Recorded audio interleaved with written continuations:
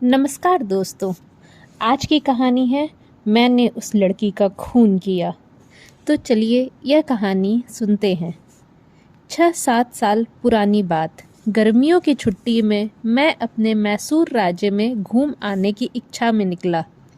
मुझे अपने राज्य के प्रसिद्ध शिलाशिल्प की विशेषताओं को चित्र रूप में संग्रहित करने का नशा चढ़ा था। सोमनाथपुर, बेलूर, हेक बोर्ड आदि स्थानों के देवालयों का वर्णन जब पुस्तक में पढ़ता, सोचता यदि जिंदा रहा तो कभी न कभी उन आँखों से देख आऊँगा। इसलिए जब मैं घूमने निकला, अपना सपना सच होते देख बहुत खुश हुआ।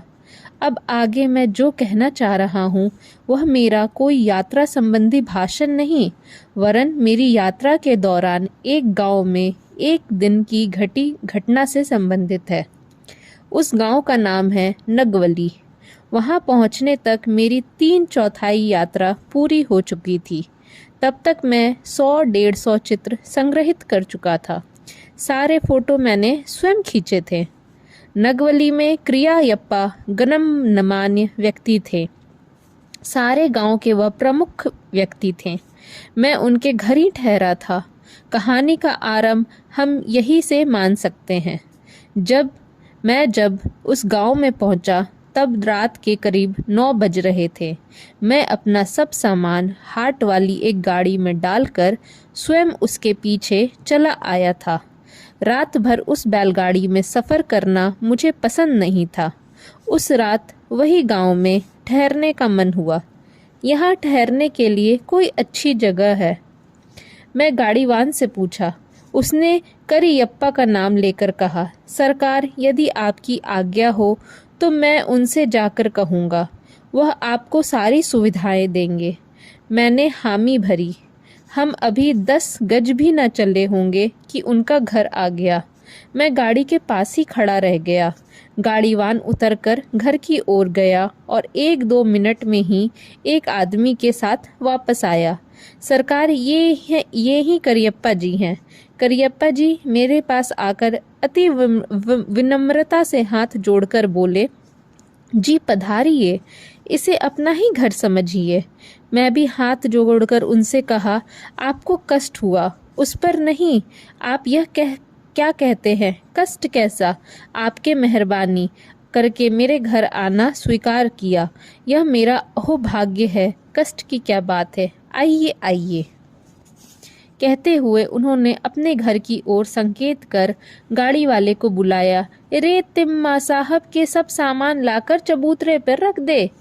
मैं जाकर उनके घर के चबूतरे पर बिछी चटाई पर बैठ गया। करियप्पा जी का बड़ा परिवार था, एक भरा पूरा घर। मेरे वहां बैठते ही 3-4 छोटे छोटे बच्चे बाहर दौड़ आए और कुतूहल से हमारे चारों ओर खड़े हो गए। मैं हैट बूट में उन्हें दिलचस्पी हुई होगी। चबूतरे के एक ओर एक कमरा था। घर के नौकर ने उसका दरवाजा खोलकर उसमें झाड़ू लगाई, चटाई बिछाई और एक दिया लाकर रख दिया। गाड़ी वाला मेरे सब सामान उस कमरे में रखाया। मैंने उसका किराया देकर भेज दिया। करियप्पा ने कहा, अब आप कपड़े बदल लीजिए। मैं कमरे में जाकर अपने सब कपड़े उतार धोती और कमीज पहन आया। तब तक किसी ने भीतर से गर्म पानी ला दिया। मैंने हाथ पाँव मुंह धोया और आधे घंटे के भीतर खाना भी खा लिया। फिर बाहर चबूतरे पर बैठकर पान खाकर हम बात करने लगे। अपनी यात्रा के बारे में मैंने उनको विस्तार से बताया। मुझे अपने घर ठहरा कर वे बहुत खुश हुए थे। यह उनके व्यवहार से मालूम हो रहा था। बातचीत के दौरान उनके बारे में भी मैंने बहुत कुछ जान लिया था। वे बहुत तृप्त व्यक्ति थे।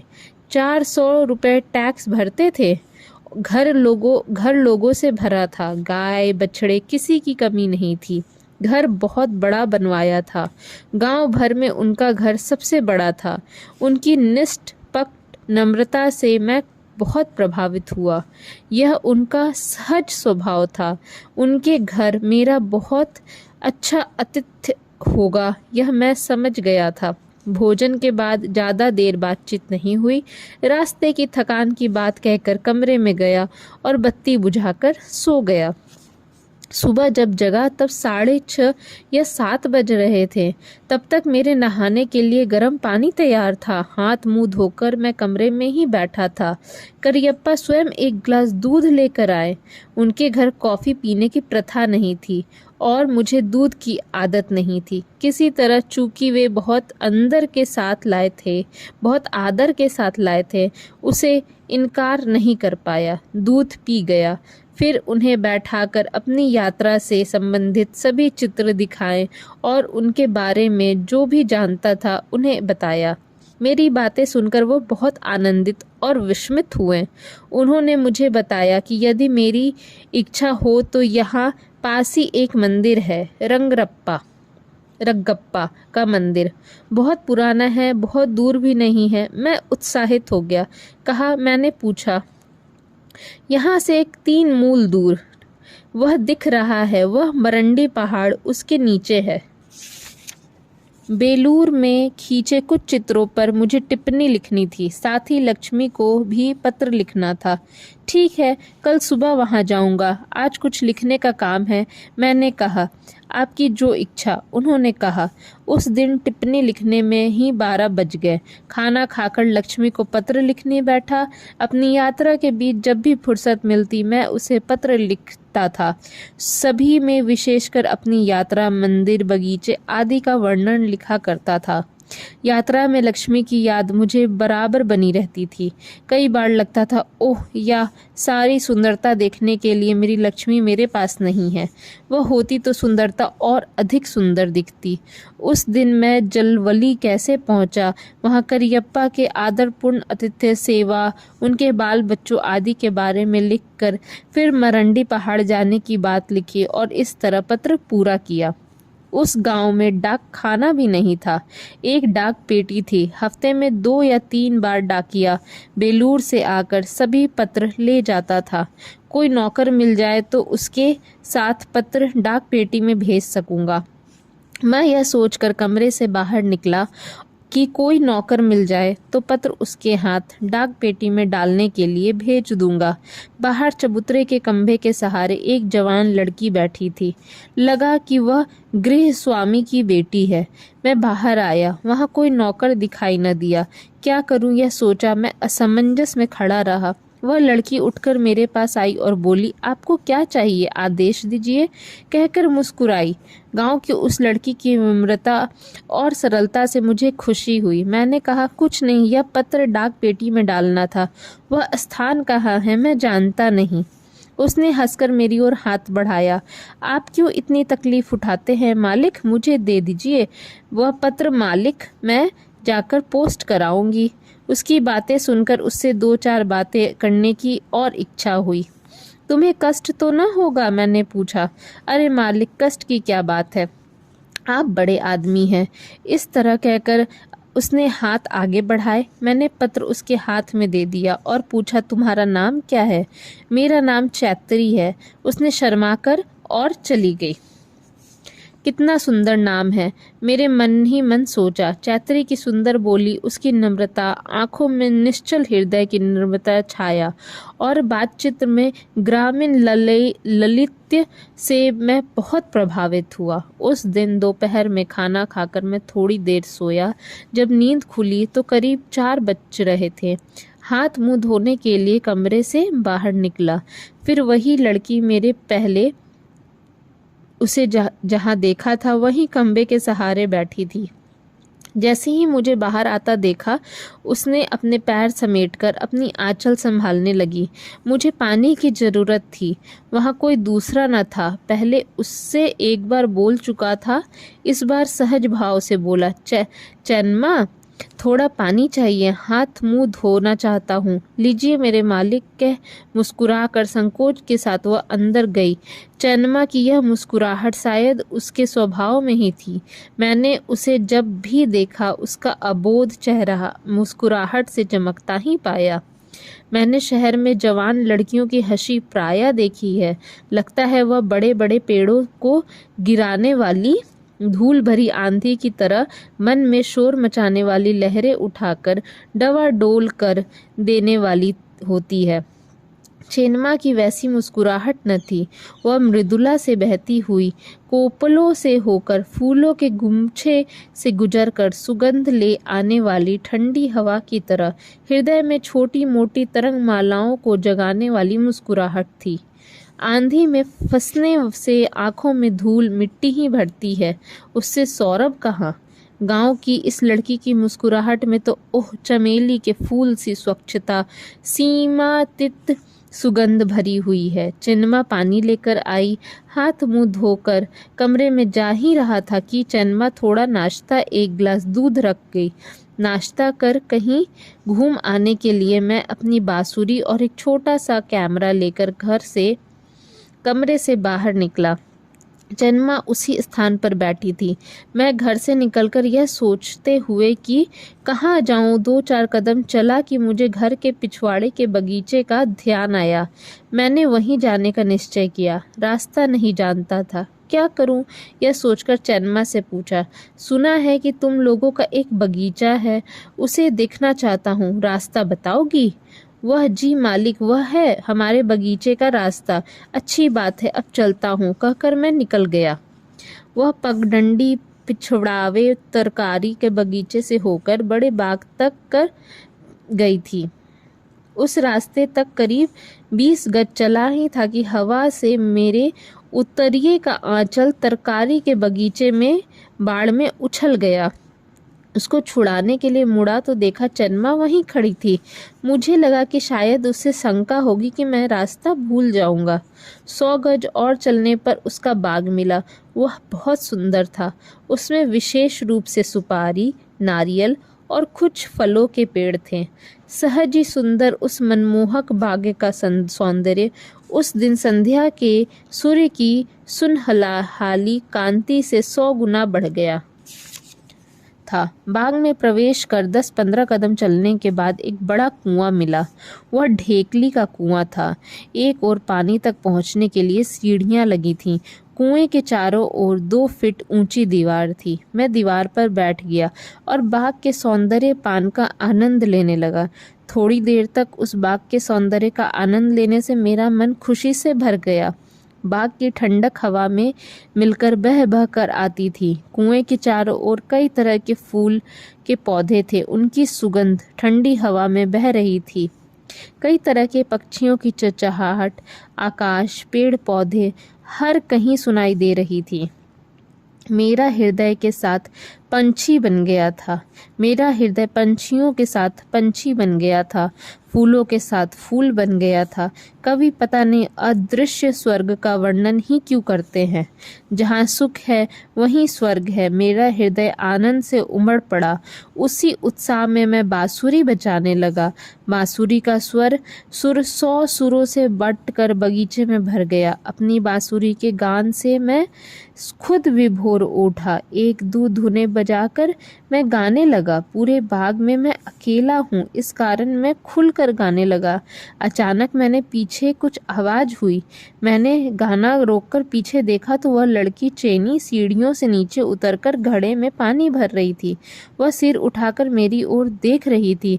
मैं शर्मा गया। मुझे शहर का सभ्य व्यक्ति समझकर इसने सम्मान दिया था। मैं ग्वाल बाल की तरह बांसुरी बजा रहा था, गा रहा था। ठीक ही हुआ। मैं सीढ़ियों की ओर पीठ किए बैठा था, इसी कारण मुझे उसका आना मालूम नहीं हुआ। संगीत की आवाज़ के कारण उसकी चूड़ियाँ या नुपुर की ध्वनि सुनाई नहीं पड़ी।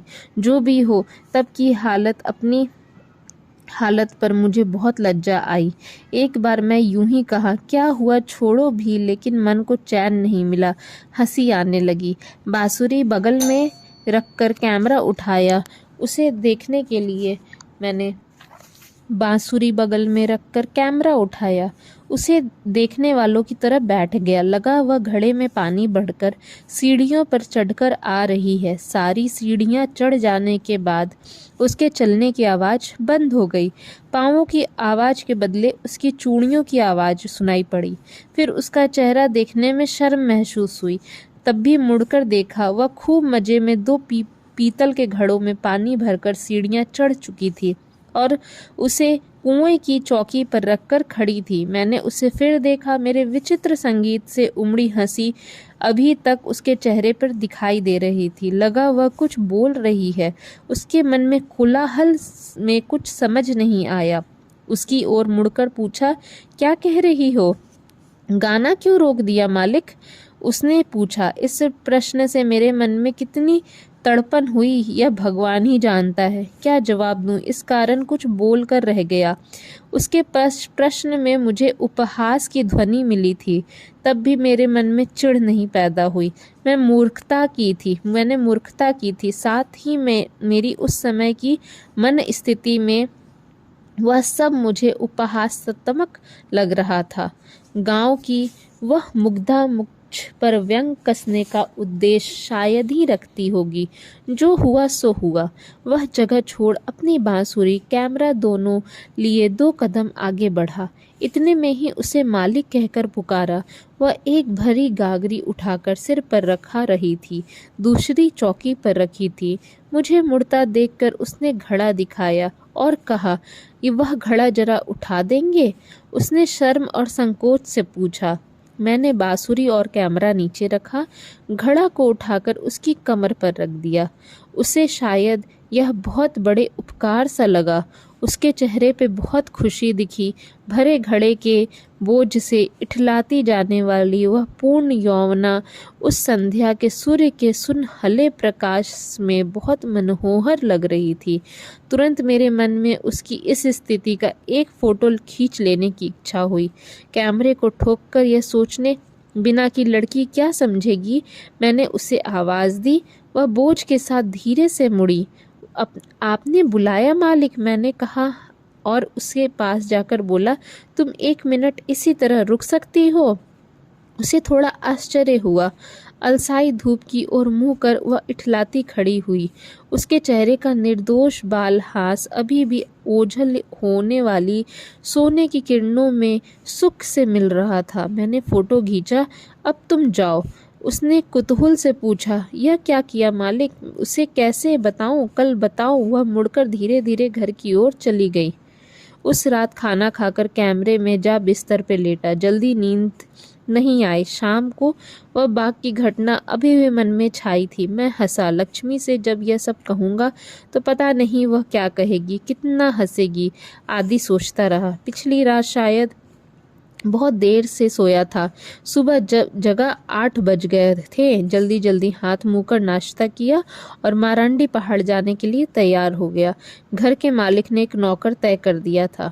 उसके साथ सब आवश्यक वस्तुएं उठाकर मैं चल पड़ा। मारंडी पहाड़ से सब काम पूरा कर लौटने तक करीब 12 बज गए।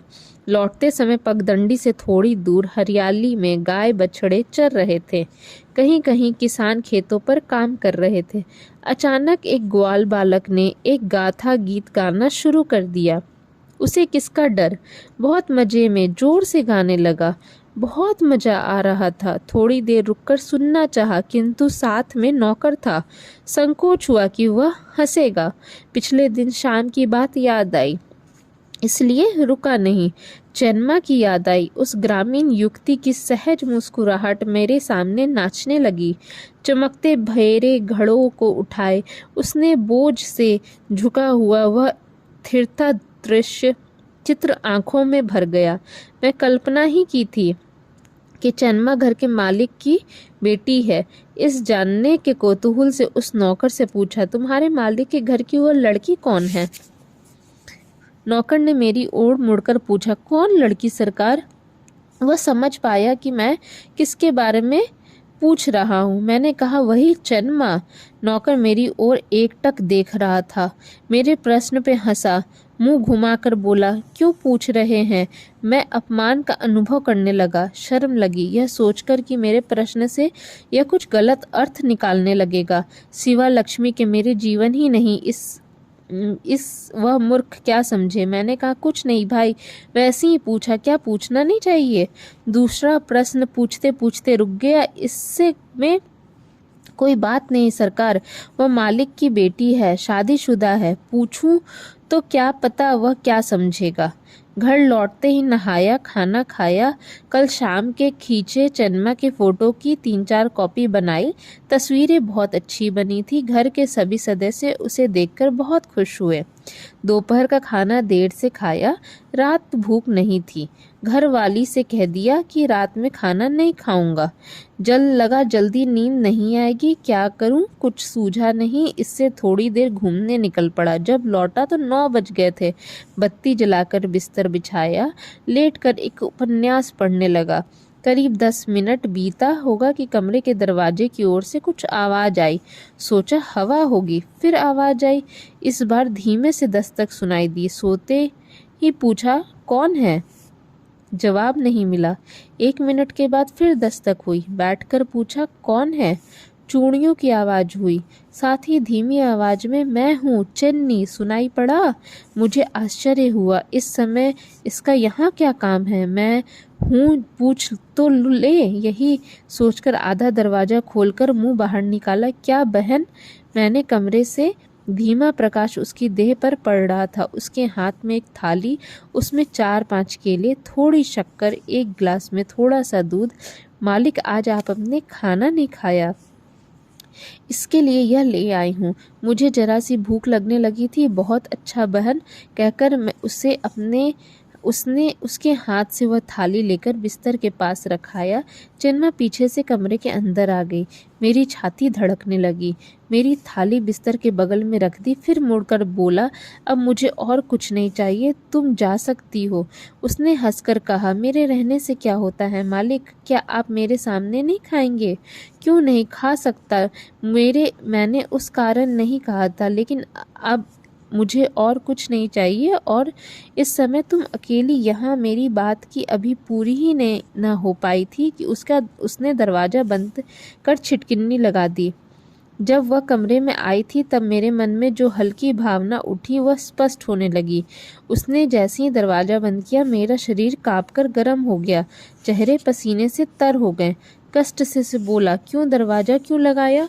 और खोलने के लिए 2 पग आगे बढ़ा कि चन्मा जल्दी से जाकर दरवाजे के बीच खड़ी होकर मुस्कुराने लगी। मुझे लगा मेरे पैर जम गए और अब और कुछ संदेह नहीं रह गया। उसका उद्देश्य मेरे हृदय पर अंकित ही गया। मैं मन में सोचा, यह है गांव की मुग्ध जवान लड़की। मुझे खड़ा नहीं हुआ जा रहा है। लौटकर बिस्तर पे बैठ गया। दोनों हाथों से सिर पकड़कर सोचने लगा। आगे की बात कहने से पहले आपसे कुछ बातें कहना चाहता हूँ। उस दिन रात पाप के जाल में मुझे लक्ष्मी ने बचाया। उसके प्रेम के दुर्ग से मैं पूरी तरह आश्रित था। हम दोनों जब से एक हुए हैं, उसने मुझे इस तरह बना दिया है कि उसमें मुझसे वह सब कुछ प्राप्त है। रूप, गुण, प्रेम। किसी के लिए उसे छोड़कर कुछ सेच पाना मेरे लिए असंभव था। मैं अब आज भी सोचता हूँ, लक्ष्मी मेरे जीवन में न होती तो उस रात के वातावरण में मेरा मन उस गांव की अबोध युक्ति की ओर झुक जाता। इससे जरा भी आश्चर्य की बात न थी। यह घटना मेरे यौवन के आरंभिक दिनों की है। मैं स्वस्थ था। मैं अपनी सुरूपता के बारे में यदि न कहूँ तो यह तो जरूर कह सकता हूँ कि कुरूप नहीं था। विषय को ठीक तरह से समझने के लिए चन्मा का वर्णन भी अनिवार्य है। उसकी उम्र 20 से अधिक न थी। वह बहुत ऊंची ननाटी थी। वह रंग पिघल वर्ण का, नाक नक्श सुंदर ही कहे जा सकते हैं, भरे यौवन का गठा बदन। जब भी मैंने उसे देखा, उसके होठों पर सहज बाल मुस्कुराहट खेलती रहती थी। आंखें में भी नटखटपन की हल्की बिजली की चमक खेलती रहती थी। बाल मुस्कुराहट और हल्की बिजली के परस्पर मिलन से एक अपूर्व मधुर परिणाम निकला था। मन चुराने के आवश्यक सभी साधन उसमें थे। इतना अवश्य कहा जा सकता है, उस रात का उसका बर्ताव गांव की अबोध युवकों से बिल्कुल परे का था।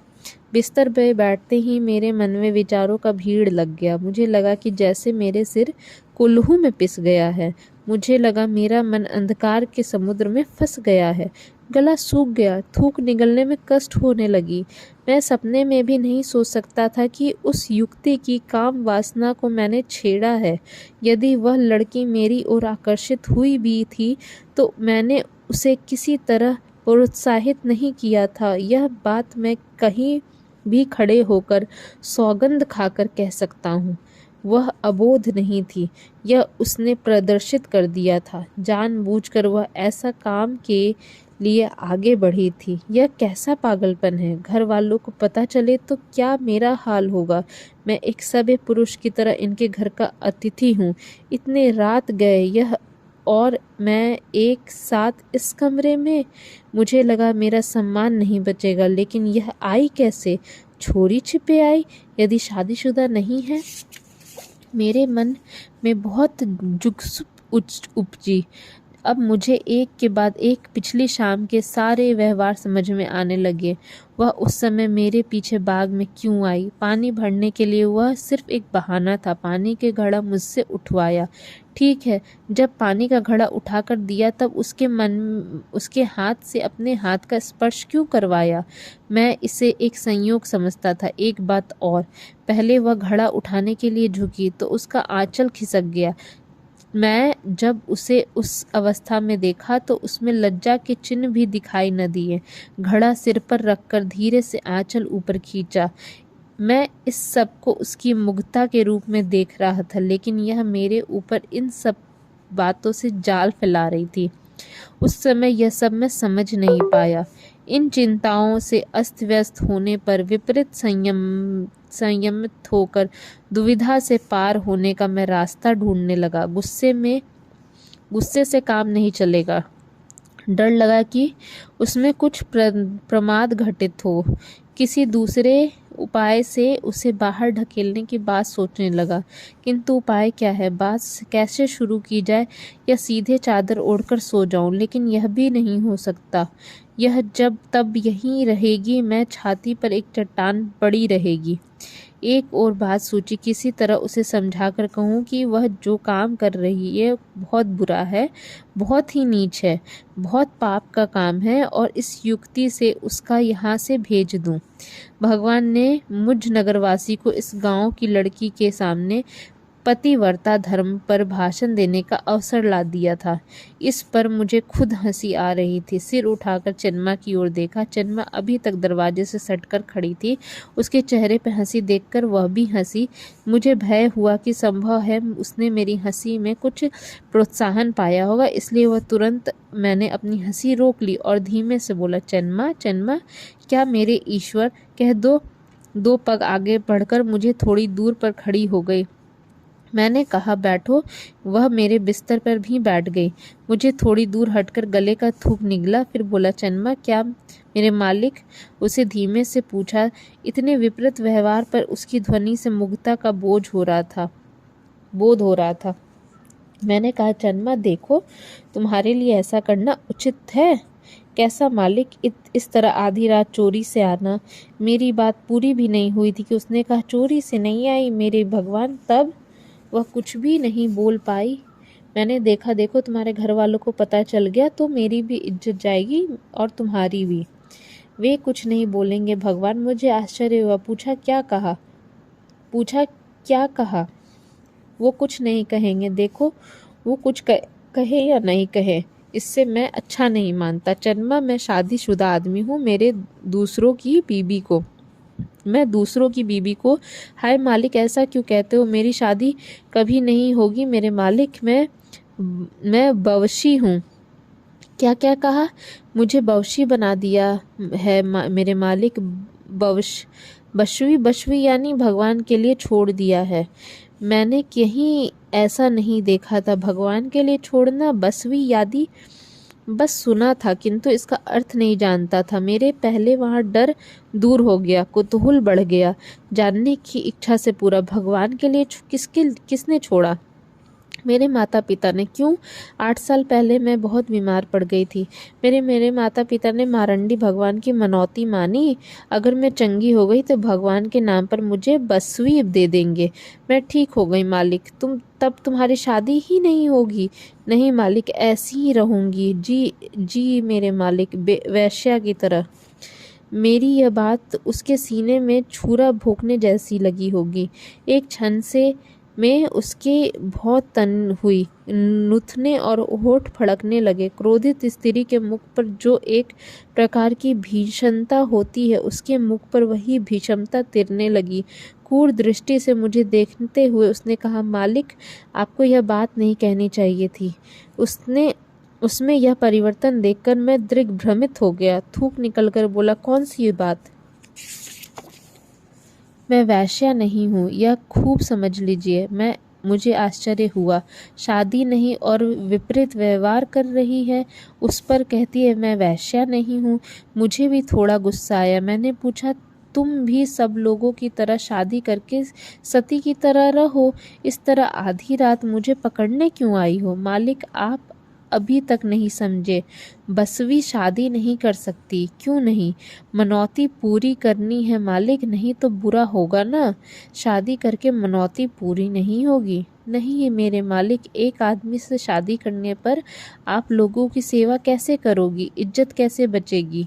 ठीक है, लेकिन दूसरों की सेवा क्यों करनी चाहिए? भगवान की मनौती जो भरनी है। इस तरह भगवान का नाम लेकर वैश्या का काम किया जाता है। उसके बहुत सिकुड़कर तुरंत कहा, मालिक, ऐसा मुझे नहीं कहिए, नहीं कहिए। मैं तुम्हारा पति नहीं हूँ। तुम रात के इस समय मेरे पास क्यों आई हो? यह काम कौन करता है? ऊपर से कहती हो मैं वैश्या नहीं हूँ। हम वैश्या नहीं है मालिक, हम वैश्या नहीं है। वैश्याओं को पैसे का मोह होता है। वे आदमी नहीं देखती, उनके पास मनौती नहीं होती, वह धंधा ही उनका जीवन होता है। तुम लोग, हम पैसा आदि नहीं छूते मेरे मालिक, ऐसे वैसे लोगों के पास भी नहीं आने देते। आप जैसे कुलीन जब आते हैं तो उनकी सेवा कर मनौती भरते हैं। हमें वैश्या नहीं कहिए मेरे भगवान। तो तुम्हारी यह सेवा तुम्हारे माता पिता को मालूम है? क्यों नहीं मालिक, उन्होंने ही तो मनौती मांगी है। वे क्यों नहीं जानेंगे? ठीक है, तो उन्होंने तुम्हें भेजा है, किंतु मैं इसे नहीं मानता। किस हिम्मत से उन्होंने तुम्हें यहाँ मेरे पास भेजा? इस प्रश्न का तुरंत जवाब नहीं मिला। मुस्कुराकर, गला एक तरफ झुकाकर, तिरछी नजर से देखते हुए वह बोली, आपने शायद हमारे नौकर से मैं कौन हूँ, क्या हूँ आदि पूछा था। उसने थोड़ा शर्माकर बताया। अब मेरी समझ में बात आई। जब इसके बारे में नौकर से पूछा था तो उसने व्यंग में हंसकर क्यों सरकार कहा था। हाँ चन्मा, मैंने पूछा था तुम्हारे बारे में, सिर्फ जानना चाहता था। मैं लक्ष्मी की सौगंध खाकर कहता हूँ, इसमें मेरी कोई दूसरी मंशा नहीं थी।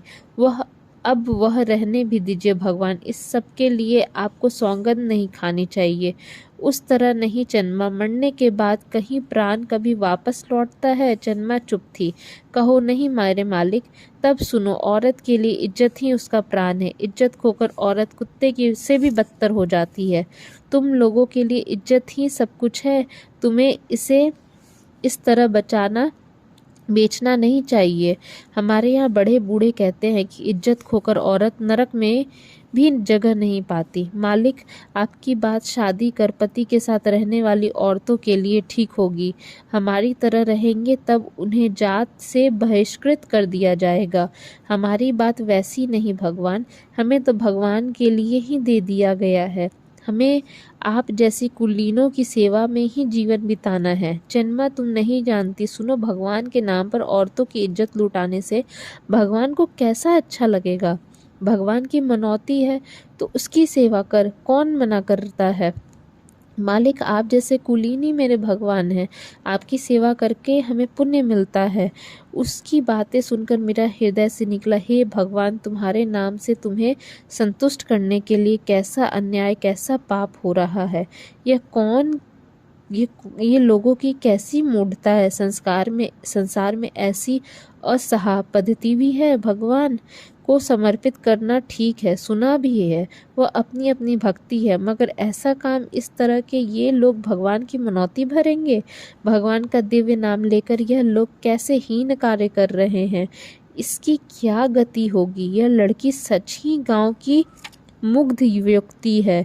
बुरी स्त्रियों के लक्षण और होते हैं, इसके लक्षण ही और हैं। लोगों की असहा पद्धति पर इस मुग्धता की बलि हुई है। इस कार्य से भगवान की मनौती भरेगी, ऐसा इसका दृढ़ विश्वास है। हाय भगवान, माता पिता स्वयं की मनौती भरेगी। माता पिता स्वयं अपने हाथ से बेटी का जीवन पाप में भर रहे हैं, उनका क्या होगा? इसकी क्या गति होगी?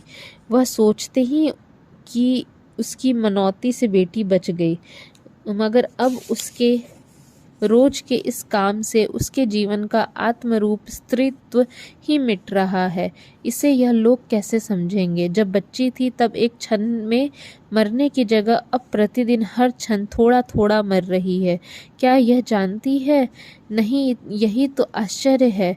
यह अपने काम को ठीक समझती है, भगवान के लिए समर्पित काम। इस तरह जीवन बिताने से भगवान की सेवा होगी, इस पर उसका दृढ़ विश्वास है।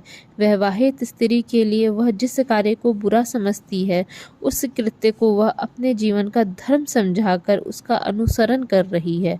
इसके लिए इसके माता पिता भी मदद करते हैं बेचारे। वह भी क्या करे? वह भी अपनी जाति की पद्धति पर बलि चढ़ रहे हैं। ऐसी ही दारुण चिंताओं से मेरी छाती जैसे फट गई। मैंने लंबी आह ली। चनमा चुप होकर बैठकर आंचल की कोर मोड़ कर रही थी।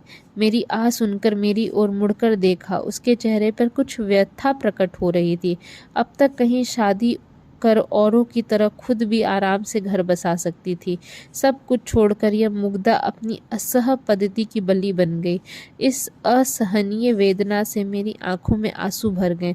चिन्मा, तुम्हारे भाग्य देवता ही तुम्हारी रक्षा करे, कहकर मैंने आंखों की आंसू पोंछ लिए। चिन्मा मेरे आंसू देखकर घबरा गई। वह मेरे पास सरक कर आई।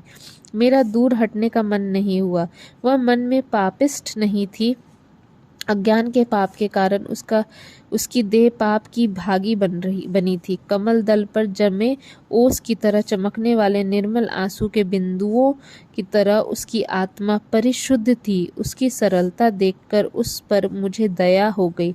उससे जैसे जैसे देखता गया, उसके बारे में सोचता गया, मेरी आंखों में बार बार आंसू छलके। अपने आंसुओं में अपनी कलुषित देह धोने की इच्छा हुई। मेरी देह और आत्मा उसके लिए अत्यंत स्नेहमय बन गई थी। धीमे से उसका हाथ पकड़ा। मेरा शरीर थोड़ा कांपा। उसका हाथ वैसे ही पकड़ा, उसकी उंगलियां सवार कर धीमे से मोड़ा। चन्मा, मैंने स्नेह और सहानुभूति से जैसे ही उसका नाम लिया, वह मेरे पास आ गई और सिर झुकाकर बहुत कोमलता से बोली, क्या है मेरे भगवान? बोली। उसके चेहरे पर एक चिंता या व्यथा दिख रही थी। मैंने उसका चेहरा देखकर पूछा, देख चन्मा, तुमने कहा कि मैं तेरा भगवान हूँ। हाँ मालिक, आप मेरे भगवान हैं। तब तुम्हें मेरी बातें माननी होंगी। मैं दासी हूँ, कहिए मेरे भगवान। तुम आगे से यह पाप कर्म नहीं करोगी, समझी? फिर भगवान की मनौती है, यह मनौती पूरी हो गई। आज तुमने मुझे अपना भगवान कहा, इससे पहले तुमने किसी दूसरे की सेवा नहीं की। बोली। चन्मा बोली, नहीं, सिर झुका लिया। देखो, इससे पहले तुमने कईयों की सेवा की है। आज तुम मुझे भगवान कहकर मेरी सेवा करने आई हो। कहीं झूठन दूसरों को दी जाती है, भगवान इस झूठन की मनौती नहीं लेंगे। चन्मा, तुम नहीं जानती, यह काम पापों से भरा है। अगर जानती तो कभी इस तरह का काम नहीं करती। सोच कर देखो, तुमने और वैश्या में अंतर क्या है? उसके लिए वह जीवन है, तुम्हारे जीने के लिए साधन है, किंतु पाप वही है। भगवान को यह पाप कभी अच्छा नहीं लगेगा। चन्मा चुपचाप सुनती रही। पहले की चिंता और व्यथा के चिन्ह उसके चेहरे पर कहीं न रहे। धीरे धीरे चेहरा फीका पड़ गया, शरीर झुक गया, आंखें जमीन देखने लगी। धीमे से उसका हाथ हिलाकर पुकारा, चन्ना। सिर उठाकर उसने मेरी ओर देखा। उसकी आंखों में राह भूले बच्चे की असहाय छाया थी। उसे शायद मेरी बातें सही लगी। चन्ना ने मुंह न खोला, फिर सिर झुका लिया। मेरे सामने ही उसके गाल पर 2 आंसू के एक साथ लुढ़क पड़े। वही उसका मौन उतरा था। उसके शुभ आत्मा पर फैले अज्ञान के पर्दे को हटाना मेरे जिम्मे था। किसी साध्य पर पहुंचने के लिए एक रात चलकर आगे बढ़ते बढ़ते गंतव्य के समीप पहुंचे, और इस तरह बहुत दूर चलने के बाद कोई रास्ते में मिले, कहे कि गंतव्य का यह मार्ग नहीं, इस रास्ते पर जितना भी आगे बढ़ोगे गंतव्य उतना ही दूर होता जाएगा, तब क्या होगा। मैंने अपनी बातों से चन्मा के मन में कुछ इस तरह भावना उगाई थी। चन्मा बहुत रोई। मैंने उसको सांत्वना देकर कहा, देख चन्मा, तुम्हारे प्रति क्रोध या बुरा भाव कुछ मेरे मन में नहीं है। तुम मुझसे गुस्सा हो। बहुत व्यथा भरी आवाज से चन्मा बोली, नहीं मेरे भगवान, नहीं, तुम मुझसे नाराज हो। हाय मेरे भगवान, ऐसा न कहिए। आपको देखकर मेरे मालिक पांव तले गिरने की इच्छा होती है, कहकर उसने मेरे पांव पकड़ लिए। उसे अपने माथे से लगाने वाली थी, लेकिन मैंने उसे वह करने न दिया। उसे उठाकर बैठाया। ठीक है, देखो मेरे हाथ पर अपना हाथ धरकर सौगंध खाओ कि आगे से यह काम छोड़ दोगी। चन्मा ने मेरी छाती पर हाथ रखा। उसकी मुग्ध व्यथित दृष्टि मेरी आंखों से हृदय में उतर गई। व्यतीत दृष्टि, व्यतीत ध्वनि। काँप कर धीमे से कहा, भगवान, आगे यह काम नहीं करूंगी। मुझे लगा छाती से एक बड़ा बोझ उतर गया। मैंने लंबी आह भरी। रात बहुत हो चुकी थी, तो भी नहीं लगा कि अब नींद आएगी। मन में शांति फैलने लगी। चन्मा ने एक बार जमाई ली। मैंने उसी को बहाना बना, चन्मा तुम अब जाकर सो जाओ। मैं उठा, वह भी उठी। दरवाजे तक उसके साथ जाकर मैंने ही दरवाज़ा खोला। दरवाजे पर फिर उसका हाथ पकड़ा और उसे अपनी ओर मोड़कर कहा, चन्ना, भगवान की कसम, मुझे तुम पर गुस्सा नहीं है। अपने दोनों हाथों से उसका मुख उठाया और माथे पर एक बार चूम लिया। चन्मा चली गई। अचानक आंखें खोली, देखा तो सामने करियप्पा थे। उन्होंने ही आवाज देकर मुझे जगाया था। वह अंदर कैसे आई यह पता नहीं चला। लगा रात में दरवाजे की छिटकिनी लगाना मैं भूल गया था। क्या है करियप्पा जी? आंखें मलकर उठा। क्या कहूँ, हाय मेरी पुत्री, मेरी चन्ना। बात पूरी न हुई करियप्पा जी की ओर जमीन पर गिरकर रोने लगे। कैसी अप्रकट भय से मेरी छाती फटने लगी, खून फूटने सा लगा। तब तक कोई और आया। मालिक, चन्मा बाग के कुएं में गिरकर मेरा जी तड़पने लगा। बिस्तर से उठकर पागल की तरह बाग के कुएं की ओर भागा। कुएं के पास 10-12 लोग झुंड बनाकर खड़े थे। एक छोटी इच्छा थी कि शायद अभी भी जिंदा होगी, रात में ही वह जाकर गिरी होगी। पास जाकर खड़ा हुआ। सभी ने राह दी। देखा, हाय भगवान, कैसा दृश्य था।